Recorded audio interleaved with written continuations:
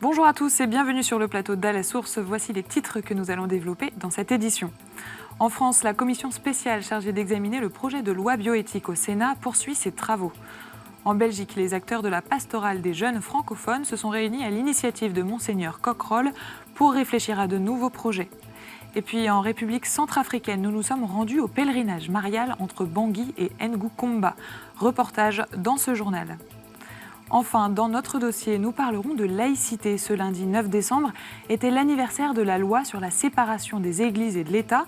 À cette occasion, la ministre des Armées, Florence Parly, a présenté un livret sur la laïcité, élaboré au profit des centres de formation et des centres de recrutement de l'armée. Son auteur, Éric Germain, est avec nous sur ce plateau pour en parler. Nous le retrouvons juste après le journal. Ce dimanche 8 décembre, l'Église fêtait l'Immaculée Conception. Comme chaque année pour cette occasion, le pape François s'est rendu sur la place d'Espagne, au centre de Rome, où il a adressé une prière à Marie au pied de la colonne de l'Immaculée. Il a demandé à la Vierge de présenter au Seigneur les intentions et préoccupations des habitants de la ville de Rome. Et puis, toujours dans l'actualité de l'Église, le pape François a annoncé plusieurs nominations ce dimanche 8 décembre. Le père Nicolas Lernoux devient évêque de Constantine, en Algérie. Il était jusqu'ici vicaire général du diocèse de Tunis, en Tunisie. Ce Français de 44 ans succède à Monseigneur Paul Defarge, qui avait été nommé en 2016 archevêque d'Alger. Une nouvelle attendue donc, puisque depuis 2016, le siège de Constantine était vacant.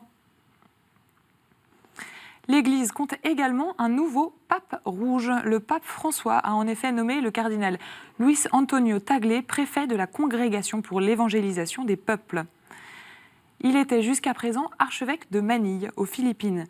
Ce surnom de pape rouge est dû à l'étendue des territoires couverts par cette responsabilité.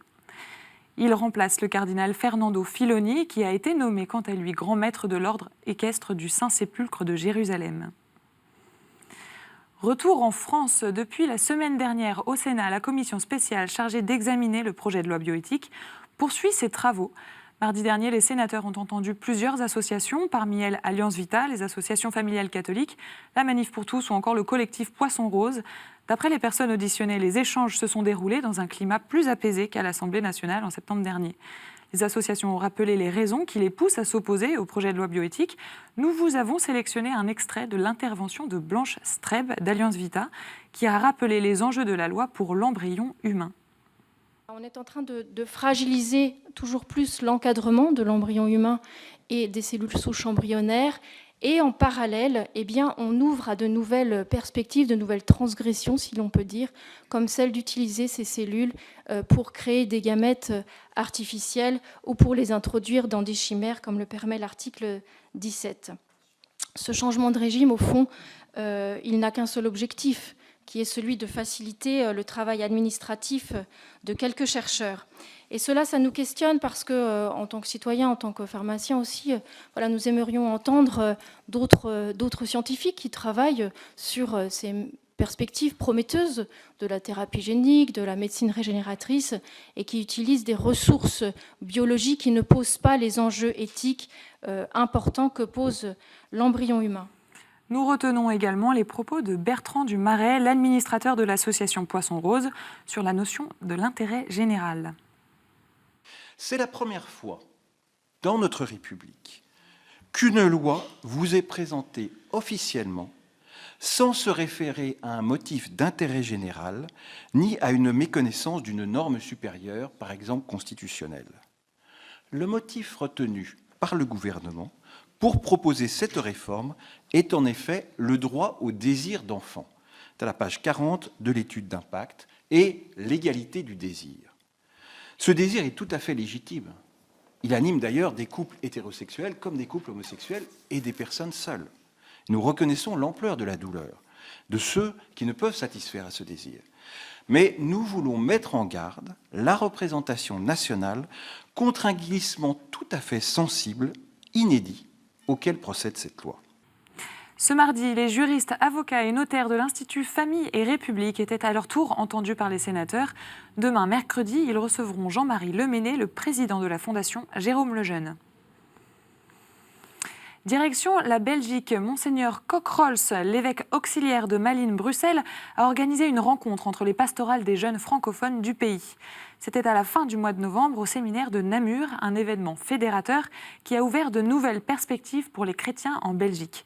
Le reportage de notre journaliste Inès Houlier. Grande première pour la Belgique francophone, lundi 25 novembre, les responsables des pastorales et nombreux mouvements, associations et initiatives qui s'adressent aux jeunes se sont vus réunis pour une soirée au séminaire de Namur. Lors d'un networking dînatoire, ils ont pu faire connaissance et discuter entre eux de leur mouvement. Même si la Belgique est petite, on n'a pas souvent l'occasion de se rencontrer avec des gens qui viennent de Liège, de Tournai, d'Arlon. Bruxelles n'est pas seulement toute la Belgique, nous avons besoin d'échanger à la fois nos pratiques et aussi nos expériences. Et après un temps de prière, une veillée ludique les a vus ébaucher des projets communs. Vraiment, le cœur de notre soirée, c'est créer du lien. Et après, si cette soirée va plus loin, comme là, on a essayé de faire émerger des idées concrètes, un petit peu de propositions, d'idées concrètes qu'on pourrait réaliser en Belgique, c'est un plus. Une initiative de Monseigneur Jean Cockrols, évêque référendaire pour la jeunesse, et de la liaison des pastorales des jeunes francophones, inspirée par le pape François. Enrichis par leurs différents charismes et sensibilités, les participants ont vécu une soirée dans la joie de la communion fraternelle, un succès donc qui appelle à être renouvelé. Dans l'actualité internationale à présent, ce dimanche 8 décembre, un anniversaire important était célébré en Algérie. Il y a un an tout juste, le 8 décembre 2018, 19 martyrs d'Algérie étaient béatifiés à Oran. 19 catholiques religieux qui avaient été assassinés au cours de la guerre civile algérienne entre 1994 et 1996. L'événement avait été célébré au sanctuaire Notre-Dame de Santa Cruz à Oran. Il avait suscité beaucoup d'émotions dans le pays. Un an après, nous avons contacté Monseigneur Vesco, l'évêque d'Oran. Il nous fait part des fruits de ces béatifications pour les chrétiens en Algérie. Alors, je ne sais pas comment la communauté chrétienne a été transformée. Nous avons essayé, en tout cas, de nous laisser transformer, de nous laisser labourer par cet événement. Je crois que c'est les personnes, plus que la communauté, qui a été transformée. Chacun l'a vécu comme il l'a différemment, peut-être. Une d'entre nous a eu une parole qui m'a touché. Elle a dit, le 8 décembre, j'ai vu Dieu au milieu de son peuple. Et ce peuple, c'était un peuple qui était composé, bien sûr, de la communauté chrétienne, des familles, des bienheureux et de toute une population oranaise, musulmane. J'ai trouvé très beau cette image parce que c'est aussi celle qui m'habite. Voilà, un peuple, le temps d'une journée, s'est rassemblé à la mosquée et à l'église dans un grand moment de fraternité. C'est ça qui est resté. Pour moi, pour nous, évidemment, ça exprime au plus haut le témoignage que nous voulons donner, le témoignage de l'Évangile, ici, dans une société musulmane. Mon espérance par rapport à ce martyr, c'est que le message continue à être diffusé parce qu'il est d'une très grande actualité. Les paroles de Pierre Claverie peuvent résonner aujourd'hui encore plus fortement qu'hier. Et puis en Irak, alors que le pays connaît des violences de plus en plus vives, les chrétiens ont tout de même pu célébrer vendredi dernier la Sainte Barbe. Cette fête est très importante dans le pays et tout particulièrement pour les habitants de Karamlès, dans la plaine de Ninive. Selon la tradition, c'est à Karamlès, en effet, que la fille du gouverneur de la ville, Barbara de Karamlès, ou Sainte Barbe en français, aurait subi le martyre au nom de sa foi au IIIe siècle après Jésus-Christ. En son honneur, les fidèles chaldéens ont marché en procession aux côtés de Monseigneur Michael Najib, l'archevêque de Mossoul. Enfin, pour clore ce journal, nous partons en Centrafrique où avait lieu pendant 3 jours, du 5 au 7 décembre, un grand pèlerinage au sanctuaire marial catholique de Ngoukomba, à 25 km de Bangui, la capitale. Plus de 30 000 personnes étaient présentes, un temps précieux de rassemblement et d'unité dans un pays secoué par les guerres et les affrontements religieux. Notre journaliste Sybille Delettre était sur place, reportage. Les blindés des Nations Unies ouvrent le cortège, mais c'est bien la Vierge qui est amenée en procession jusqu'au sanctuaire de Ngukomba, à 25 km de Bandung. Un cortège attendu et salué par les fidèles rassemblés au bord des routes. Ngukomba, c'est le lieu où se rassemblent les perdrix. Les perdrix ont soif de l'eau. Les hommes ont soif de l'eau vive. Et ce lieu nous rassemble, nous les hommes, pour recevoir la bonne nouvelle, pour écouter le message de Marie aussi.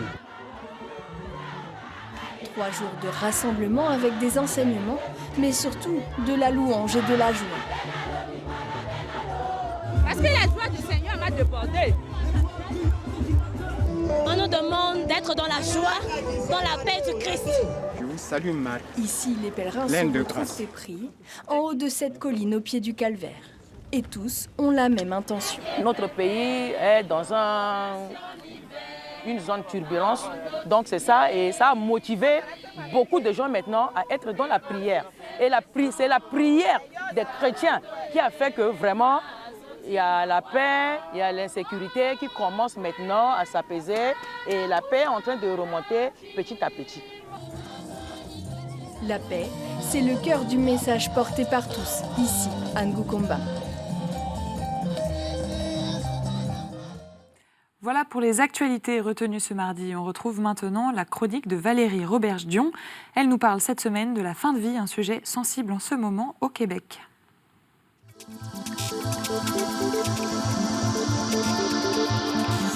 Un enjeu délicat attire notre attention dans l'espace public au Québec actuellement. Il s'agit de l'aide médicale à mourir. Où est-ce qu'on en est présentement sur cette question? Depuis 2015, la loi québécoise sur les soins de fin de vie est en vigueur. Elle instituait la possibilité de recourir à l'euthanasie selon certains critères. Elle devenait permise pour des adultes aptes se trouvant dans un état de déclin avancé et irréversible, éprouvant des souffrances persistantes et intolérables, faisant face à une mort imminente ou raisonnablement prévisible. Le Parlement fédéral canadien emboîtait le pas quelques mois plus tard en modifiant le Code criminel pour encadrer l'aide médicale à mourir. Depuis, un groupe d'experts a été formé pour examiner la question de l'application de l'aide médicale à mourir aux personnes inaptes. Ce groupe a déposé fin novembre son rapport.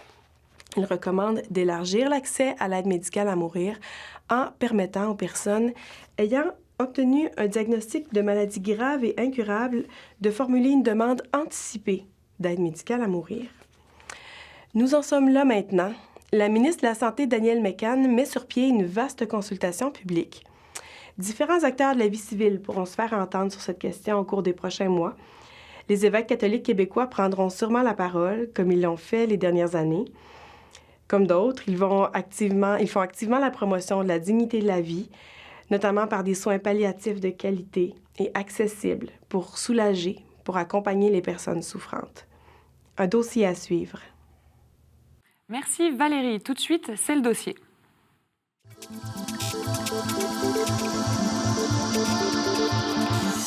Et dans notre dossier, nous recevons ce soir Éric Germain. Bonsoir. Bonsoir. Alors Éric Germain, vous travaillez pour le ministère des Armées à la Direction générale des relations internationales et de la stratégie. Vous avez écrit un livret sur la laïcité qui a été présenté par la ministre des Armées ce lundi 9 décembre pour la Journée nationale de la laïcité. En quelques mots, est-ce que vous pouvez nous présenter ce livret ? Tout à fait. Alors ce livret a été réalisé en fait pour la première fois il y a 2 ans. La première édition était destinée aux attachés de défense, donc le personnel du ministère qui est dans les ambassades à l'étranger ou déployé avec des organisations internationales ou dans nos grandes coalitions. Il répondait à une demande de ce personnel de la défense qui souhaitait avoir des éléments pour expliquer clairement ce qu'est la laïcité française. Ça suscite beaucoup de curiosité. Et il y a ce besoin donc de faire comprendre ce qu'est et surtout ce que n'est pas la laïcité, parce que cette laïcité est souvent perçue comme une hostilité de l'État envers l'expression publique du religieux. Alors, donc c'est un livret qui s'adresse avant tout aux armées et pas forcément au grand public. Pourquoi cette spécificité dans l'armée ?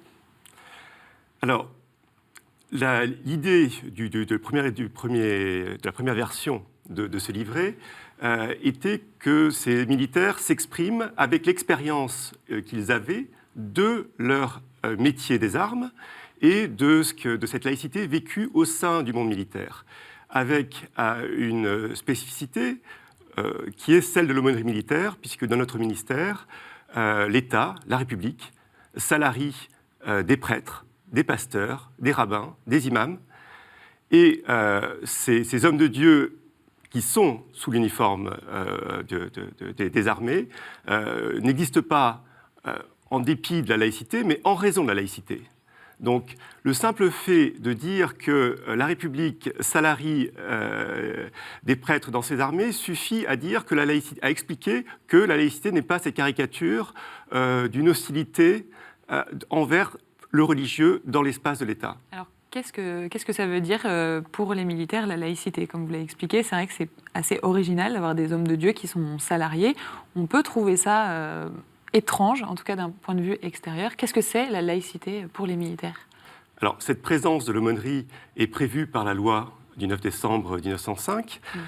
C'est pour assurer la liberté de culte dans des lieux fermés, qui peuvent être les casernes, mais également en opération extérieure, dans toutes les circonstances, toutes les contraintes où le personnel de l'État ne peut pas, en dehors du son temps de travail, pratiquer son culte.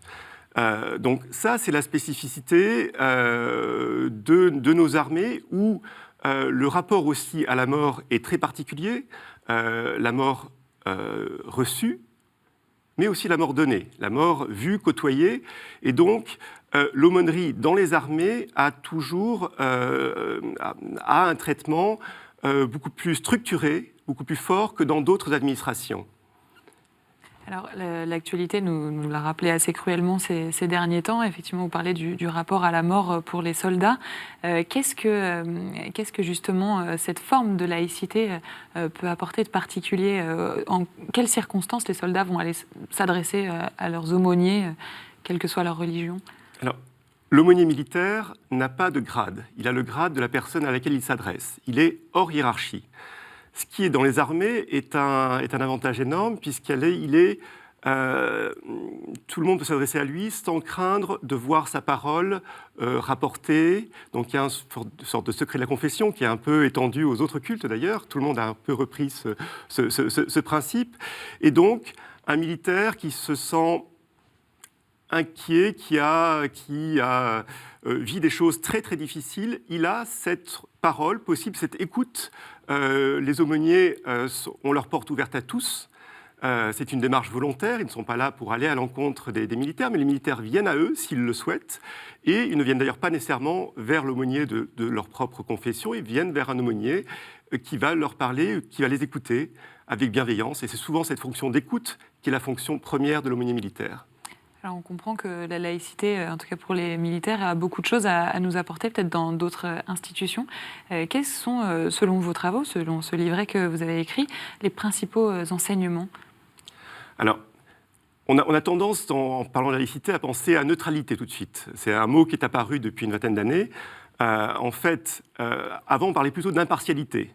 Et l'impartialité était beaucoup plus intéressante parce que la neutralité, en plus dans le langage militaire, neutraliser, ça veut dire éradiquer. Or, il n'est pas question d'ignorer le religieux. Comme on le dit souvent, l'État doit être laïque, la société n'est pas laïque. Et les armées françaises sont la nation en armes. Donc ces militaires ont des convictions personnelles dont il faut tenir compte. Donc l'idée, ce qui est intéressant dans la laïcité, c'est qu'on comprend bien que la laïcité n'est pas de faire comme si le religieux n'existait pas, mais bien, au contraire, de considérer comment ce religieux peut être compatible avec la liberté de tous de croire ou de ne pas croire. Donc ça demande une exigence beaucoup plus forte, mais on a cette expression du religieux à ciel ouvert qui se voit. On voit des religieux, on voit des prêtres, on voit des rabbins, et on doit quand même avoir ces principes de laïcité avec cet environnement religieux. le président de la République parlait de nécessaire friction entre l'ordre religieux et l'ordre politique dans ses vœux aux autorités religieuses il y a quelques années. C'est vrai que la friction, beaucoup de gens en ont peur dans la société. Dans les armées, c'est normal, c'est quelque chose de naturel. Et cette laïcité naturelle, où la friction se fait naturellement pour arriver vers un objectif commun, qui est un objectif de cohésion, c'est un message particulier de la laïcité dans les armées, particulièrement fort, mais particulièrement universel, puisque c'est vraiment la nature propre de la laïcité qui est d'organiser une liberté et pas une contrainte. Alors dans l'armée, on n'a pas peur de parler de religion, si on comprend. Non, on n'a pas peur. En 2008, mon poste a été créé l'année après le livre blanc de 2008 sur la sécurité nationale. Ce livre blanc est assez intéressant puisque ont été consultées les autorités religieuses, toutes les grandes autorités religieuses nationales, alors que par exemple le livre blanc du Quai d'Orsay quelques mois suivants a interviewé plutôt des universitaires, spécialistes du religieux. Donc les militaires n'ont pas peur de parler à des hommes de Dieu.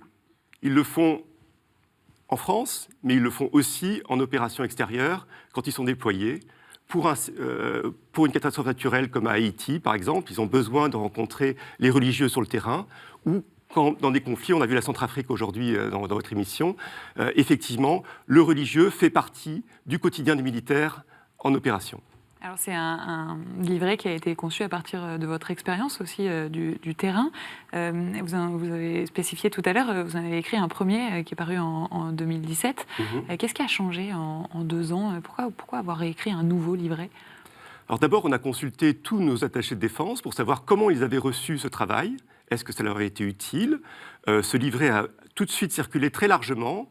Non seulement dans les armées, mais la surprise était de le voir aussi discuter dans d'autres administrations, avec d'autres cultures. Ce n'est pas du tout pour montrer un exemple à dupliquer, mais en revanche, effectivement, la spécificité militaire crée le questionnement et d'autres ministères étaient très intéressés de voir cette expérience militaire et d'échanger. Donc ces échanges, le fait de discuter avec des universitaires, le fait de discuter avec des acteurs du débat public national sur la laïcité, effectivement, on a repris des petites choses, on a clarifié des points, nous avons essayé de répondre plus clairement, parce que parler clairement d'un sujet qui peut sembler compliqué, d'ailleurs beaucoup d'étrangers nous disaient, à chaque fois qu'on parle à un Français de la laïcité, on a une définition différente par interlocuteur.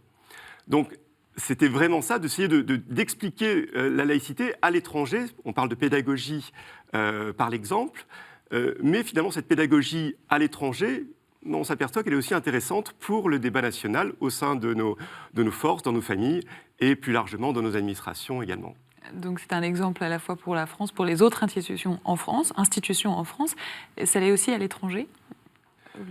Oui, c'est intéressant, c'est même essentiel de se situer par rapport à la laïcité dans d'autres pays. D'abord, on a l'impression que la laïcité est une spécificité française. On pense que il y a le fameux mot que ce n'est pas exportable. Certes, ce n'est pas exportable, mais ce n'est pas nécessairement exotique. On a par exemple beaucoup de points communs avec les États-Unis. La laïcité française est beaucoup plus proche des États-Unis que de la Grande-Bretagne avec une religion d'État ou du Danemark. Donc c'est très intéressant, et dans des alliances comme celle de l'OTAN par exemple, on s'aperçoit que chaque pays a une laïcité différente, même si le mot de laïcité n'est pas employé, mais ce rapport entre l'État et les religions, finalement, est universel. Donc nous avons tous des solutions un peu différentes, des histoires différentes, et ce livret est aussi très nourri d'une histoire des armées, mais une histoire de France, pour expliquer, dans le temps long, pourquoi est-ce que la laïcité française a ce goût particulier, mais sans exagérer son exceptionnalité. Ce n'est pas une exceptionnalité dans toutes nos démocraties. Alors quel est ce goût particulier ? Qu'est-ce que c'est la laïcité à la française, selon vous ? Alors, on parle souvent, les universitaires qui comparent par exemple les États-Unis et la France, parlent d'une laïcité, le mot est anglais, freedom from religion et freedom of religion. En fait, la France, ce serait, la République s'est construite dans un échange, parfois musclé, avec l'Église catholique. On a parlé tout au XIXe siècle de la guerre des 2 France, par exemple. Et finalement, cette hostilité, a trouvé à la fois dans la loi de 1905 et puis la Grande Guerre, la guerre de 14-18, a été le moment où finalement les Français se sont retrouvés. Mais de cette époque de conflit, nous avons gardé quand même des traits particuliers, et notamment le fait de craindre que l'expression du religieux conduise à séparer la nation en communautés. Les Français ont très peur du communautarisme. Donc, il faut rassurer, il faut faire en sorte qu'effectivement, et ça, les armées aussi ont un message très fort, c'est que, par exemple, sur l'uniforme, on peut avoir un nom qui peut avoir une évocation religieuse sur sa bande patronymique. Quand des militaires sont sur un checkpoint, en Centrafrique par exemple, on a vu dans votre reportage, souvent ils enlèvent leur bande patronymique pour pas que la personne en face se dise cette personne, il est peut-être musulman, il est peut-être catholique, il est peut-être chrétien, il est peut-être juif. Non, il faut absolument que la personne qui se fait contrôler ne voit que le drapeau français. Et cette idée que finalement cette liberté, elle est là pour un projet commun, pour un projet de société en commun, et que la laïcité, c'est simplement ça, c'est l'organisation de nos différences, de nos convictions, mais pour aller tous ensemble vers un projet commun. Merci beaucoup, Éric Germain, d'être venu nous expliquer tout ça sur ce plateau. Et merci à tous de nous avoir suivis. C'est la fin de cette émission. Vous pouvez nous retrouver sur notre site internet www.ktotv.com. N'hésitez pas non plus à réagir sur les réseaux sociaux avec le hashtag #AlaSource. On se retrouve jeudi prochain. Excellente soirée sur KTO.